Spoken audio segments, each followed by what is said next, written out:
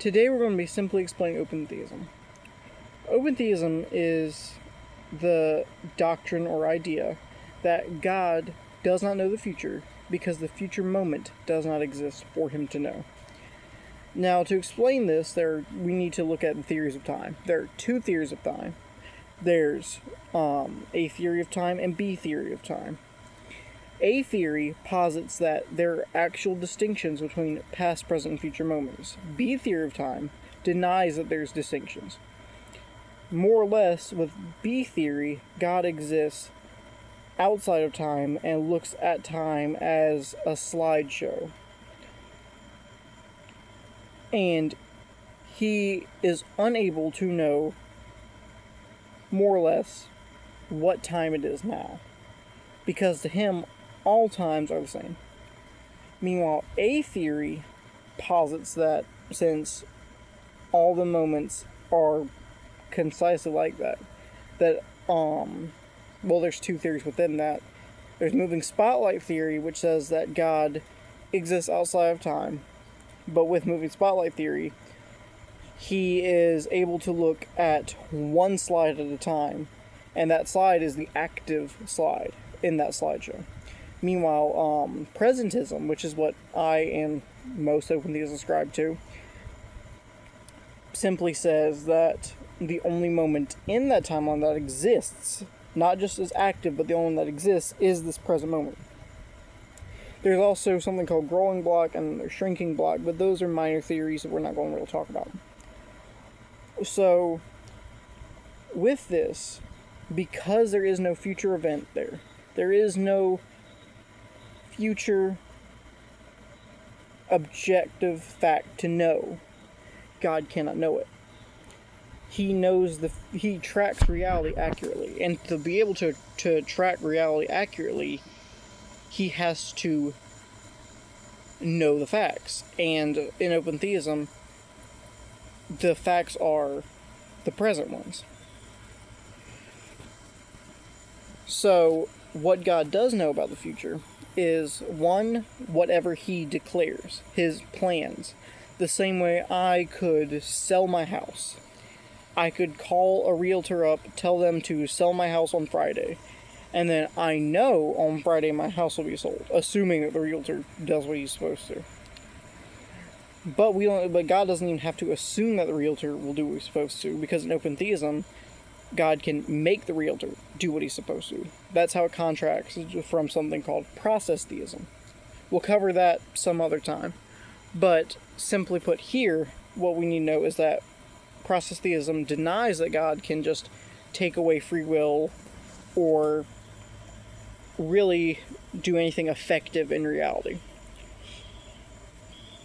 So open theism maintains that he can. So he can override the free will of the realtor in this case, and he would be 100% certain that his plan would come to pass. Now, typically open theists also believe that God can change. Some disagree on whether that is just his mind or if it's his full nature. Most believe that he can't change ethically because God's perfectly ethical.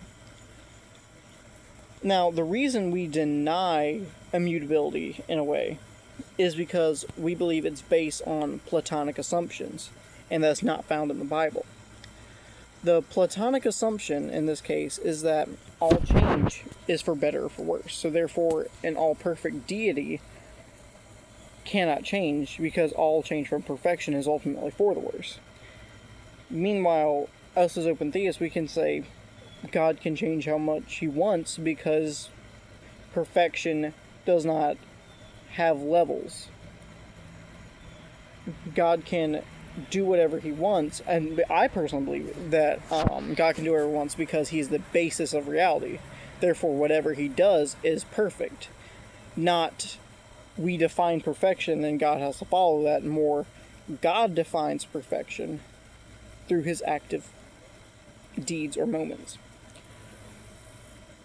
Now, because of this, obviously open theists deny that God is outside of time. We believe that he does genuinely have emotions, so we deny impassibility. And typically we deny simplicity as well. I do as well. On the classical attributes, other than that, omniscience, omnipresence, and omnipotency. Most open theists affirm omnipotency, omnipresence, and omniscience. I personally deny omnipresence, but I affirm the other two. But with that, I would say the main passages that we would look at would be something like Genesis 6:6. God regretted what he had done. For God to regret what he had done, that means that there was a change in mind of him.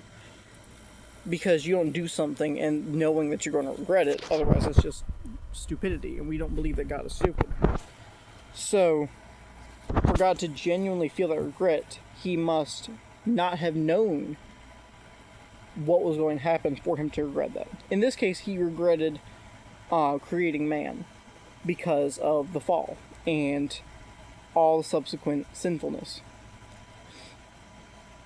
So we can deduce from that God must not know how the future events would have lined up. There's then, for just general how we understand him changing his mind, we have Jonah 3:10, where he repents of the destruction he was going to bring upon Nineveh. And a lot of Calvinists I talk to say that, well, God was just more or less using obtuse language, obstructive language, whatever you want to call it, when he said that he was going to destroy them. Basically, he was hiding the fact that he was never going to destroy them in the first place. And I believe this is a really bad argument because that makes God a liar.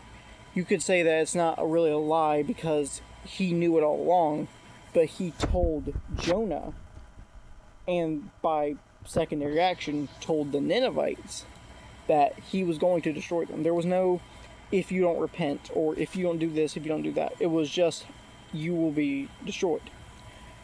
And then the Ninevites, out of hope that God would repent. So that just right there, God, them thinking that God could repent, indicates that he could. Because they're not like, well, this is his unchangeable decree. They're saying, well, God has said this, may we change his mind. But in that verse, God did change his mind because they did repent. And he never said he would. You have other verses where, I believe it's in Exodus, Moses fights with God and changes his mind on something.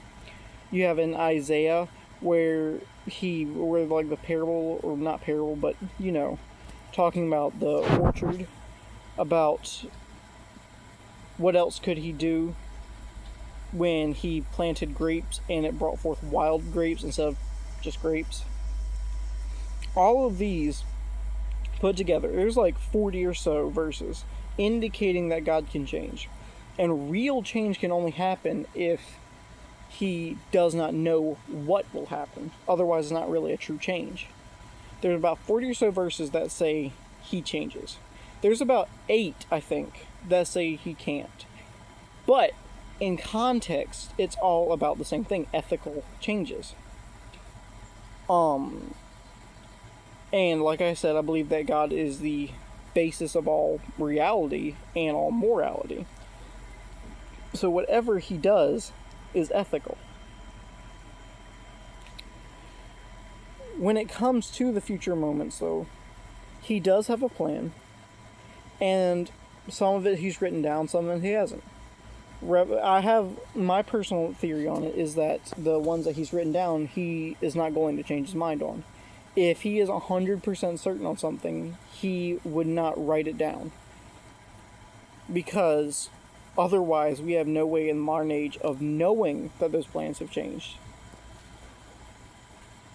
But, so that is, in its basics, open theism simply explained. Thank you for watching today's first ever Simply Explained Theology. Goodbye.